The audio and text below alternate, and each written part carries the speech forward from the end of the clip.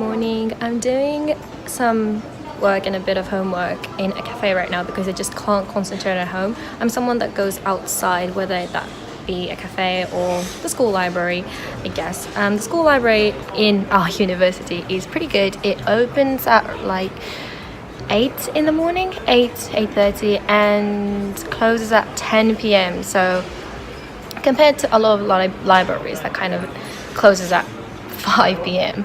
I think it's pretty decent, so I use that a lot. Anything else that I need to do? Not really. I just need to do really small bits and pieces, like answer to a couple of emails, get really the small bits done, you know. It's not like I have a big project right now. All I need to do for school is study for the big test that's coming up in February. We all talked about that in last vlog. So that's pretty much it. Because it's starting to get really cold outside, I came out with this really fluffy white jumper, sweater, I don't know. This is, I guess you can call it a jumper. Yeah, I wore this, but it so happens that today is relatively warm for some reason. It's like the start of December. I mean, in places like Tokyo, it doesn't get that cold in December, but for example, where I live, Niigata Prefecture, it's like 5 degrees Celsius max right now. So yeah, I was bracing for that, but today happened to be the day that the sun decided to come out for some reason. But I know the weather's going downhill from now. We're gonna have snow very soon, probably at the end of this week or the start of next week. So pray to the gods that I don't freeze to death.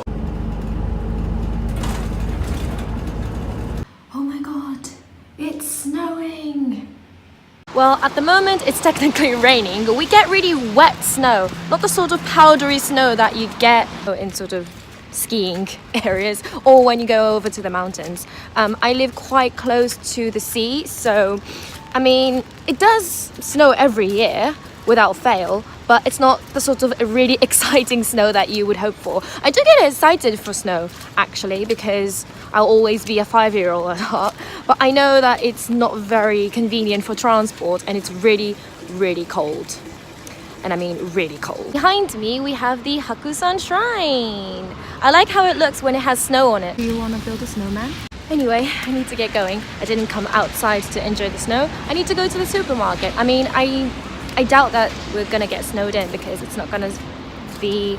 I mean, the snow around here is not that heavy. We don't get snowed in. It's not like we live near a ski slope or anything. But, you know, just in case I don't feel like going outside due to the cold. By the way, if you're wondering, which you probably aren't, but I'll tell you anyway, I don't wear gloves because they're very inconvenient and I like to use my phone. But I do like to wear this scarf, which is extremely warm, but always makes me look stupid because it messes with my hair. Back from the bitter cold. My fringe is a bit...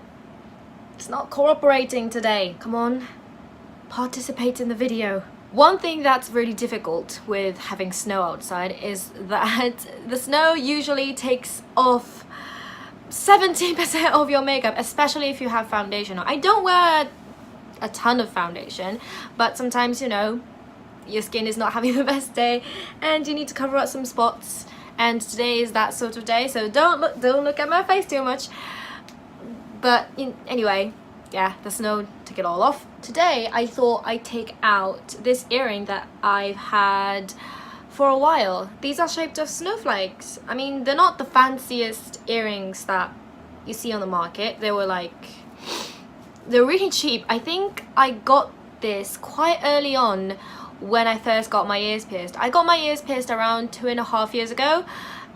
It was when I was in my second year of university and it was just before summer, so I wanted them to be ready before the summer holidays came over. Because I've always been really good at fiddling around with small things, I've always been really good at putting in earrings without using any mirrors. By the way, I do have my ears pierced, but these aren't called piasu, if you're Japanese and if you're wondering. In Japan, I know we separate piasu and earring, but in English they're all called earrings, so be careful. Does anyone else drink coffee out of a straw when it's really cold coffee? This is a latte, by the way. It's Tully's Coffee's smooth latte, not a spawn, obviously. I'm too small of a YouTuber to have some sponsorships. These are my favorite kinds. I can drink black, but I like to have a splash of milk in there, but I hate, for some reason, I hate having sugar in my coffee. I don't know why. If I'm gonna have sweet beverages, I'd go for a hot cocoa. Because I drink a lot of coffee, I don't want any coffee stains on my teeth, so I try to drink them out of a straw whenever possible. Do you like my jumper, by the way? It's from Pink. Can you see? Oh, other way around. Pink. It's from Pink. I got this in New York. Soho, New York. I think it also says New York on the back. Yes, New York.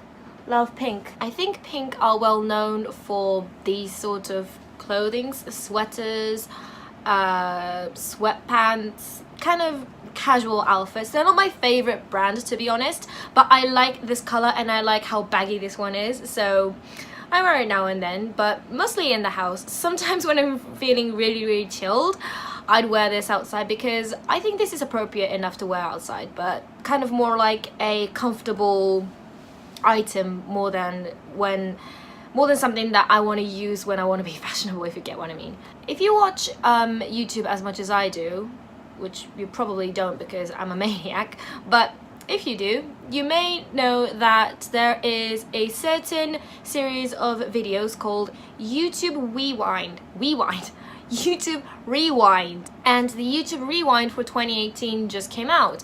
Basically, YouTube Rewind is a video that always comes out at the end of the year, so around December time, and I think YouTube takes control of who participates in it and what the video is going to be about, and it basically showcases the things that went on in the whole YouTube community throughout the whole year, and it tries to sort of pick up a lot of things that represent this year. And a lot of YouTubers from Japan actually participate in YouTube Rewind. I think it's been going on since 2012. Correct me if I'm wrong, but I think at least I've known it since 2012 because I've been watching YouTube for more than 7 years. And because every year YouTube Rewind chooses really popular YouTubers, and in this video I'll put links to the YouTube Rewind in the description if you're interested, but they showcase the things that were popular in the internet YouTube community. So usually these get quite good reviews and they're kind of well connected with the audience. It was really interesting this year. There were more, this is going to be a spoiler, but there were more dislikes than likes in the video, which says a lot because this is a really popular series of videos. I don't think this has ever happened before. I'm not a hater. I didn't think that the video was terrible, but I do understand why a lot of people don't like this year's video, because it was very I don't want to use the word fake, but kind of. The audience on YouTube is used to everything being real and authentic. The point of YouTube is that it's not a TV, it's not a program. Scripts aren't made too much. Things are made by hand, and the people starring in these videos are meant to be really relatable, so you know we can connect to it. YouTube is, as I've said, YouTube is very different from TV. It's a social media. It's still a social media. It seems like a new form of entertainment similar to TV, but the way the video makers, creators connect with their audience, like through comments or various methods, should be very different. And I feel like the YouTube Rewind 2018, this year's Rewind, was it kind of felt like a commercial from a very big company. I don't want to say it was terrible, because there were parts of it that were really good, and I could see what sort of message YouTube was trying to send through the video. And it did star a lot of my favorite YouTubers like Superwoman, Liza Koshy, Casper Lee. I would assume that they're not the sort of people that would say things that they don't really feel connected to on in a YouTube video, even though it's not a video that is on their channel. I don't know, YouTube is a very difficult platform because you create everything on your own. You write your own scripts, you get a camera on your own, and you star in it yourself. I mean, you can have a team of people working and doing various different things, like when you want to create a movie or something, but usually you are your own director of everything that goes on into making a YouTube video and creating a channel. And you will have a message, but you also want to connect with your audience, so you need to be true to yourself, but you also do want to get constructive criticism from the people that really care about you and your channel, because they are allowed to have their say, and they are allowed to have their own opinions and ask you to do things or be a certain way, if that makes sense. But again, you need to be true to yourself, and you need to have a core message that you have in yourself that you want to portray. So that is one reason why I was very scared to start my own YouTube channel in the first place, come to think of it. I've always wanted to have my own channel. I never really thought of having a career based on YouTube. I never really thought of getting money. That's not what I wanted. And by the way, I don't get money from these videos, so I can say whatever I want. Anyway, not the point. But I've always wanted my YouTube channel, not only because I looked up to a lot of YouTubers, but also because I thought this was a really good way to voice my own opinion out there. That was a tangent, but anyway, what I wanted to say was that watching this year's YouTube Rewind and watching people reacting to that video made me rethink about this whole platform, and YouTube as a social media and the people surrounding it as a community. That is all. I'm gonna continue sipping my coffee and get on with my day. I still need to do a lot of homework. I don't know why, but I have a lot of homework at the moment. Why do schools get busier and busier when it gets to the end of December? I don't understand. We should go downhill. This is the least interesting thing ever, but this is the reality and the boring side of being a girl. I just washed all my makeup brushes. I prefer using brushes instead of those disposable sponges because they're really easy to control and also better for the environment. And I choose to wash these at my kitchen sink, which is why it's all laid out here, because I have a lot more space here. So if you're someone that does makeup, I know a lot of men do makeup as well these days, wash your brushes regularly so you don't infect your face. The corner of my house that you don't see very often. This is what my entire bookshelf, well, I have two here, bookshelves look like, and the random crap in front of it. These things are just stacked right here. Some books are in bags, in boxes, and I can't be bothered to take them out and put them in another shelf. I can't be bothered to buy and build another bookshelf because I'll be moving houses very soon. Piled up right here, Agatha Christie. These are the books that I showed you in a previous vlog. This is The Fault in Our Stars by John Green, one of my favorite books. This is a book my mum got me. This, I don't know when I got this. I don't even remember if I liked it or not. I mean, it was an interesting book. I do remember what it was like, but I don't know. I'm not sure what my feelings towards that book is. This I got when I was kind of really into studying French. I haven't been studying that much because I have to do a lot of like different types of studying. This is like the book that I go back to once a year probably. I just like this book and I think it kind of holds a special part in my soul for some reason. I just really like this book. This I really like as well. It makes you think quite a bit. This is actually a book that I was lent to by a friend. An interesting book, not my favorite to be perfectly honest, but it was a good read, I guess. This is Oh, this is also one that my friend lent me. I don't think this is my favorite author. Sorry. Oh, this this was very difficult, and it took me quite a while to sort of take in, and I still don't think I've been able to understand the whole thing completely. I'm not that smart. Oh, this I really like. I remember reading this just after graduating from university. No, not university, high school. I have not graduated from university just yet. I read this when I was like 18. I'm not sure if I would enjoy it now though. Yeah, that's basically the sort of books that I read. Oh, this is one of my favorites as well. This was recommended to me by a teacher at school, one of my favorite teachers. I had a couple of really good teachers at school, actually. A lot of Japanese people don't really enjoy the school system.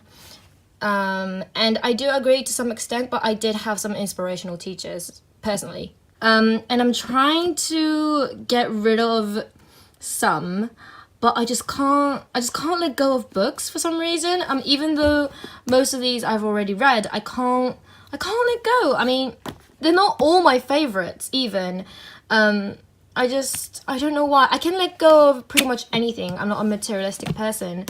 I'm not sentimental with clothes or jewelry or makeup or anything else, or technology even, but I just can't get rid of books.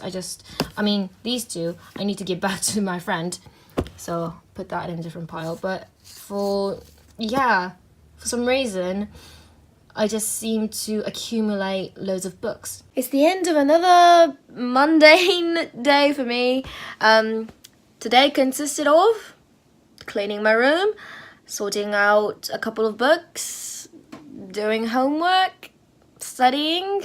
Typical university day. Yeah, it's not like I did anything exciting. The report, I had to write a report for a class, and that took so long. The report itself didn't have to be that long.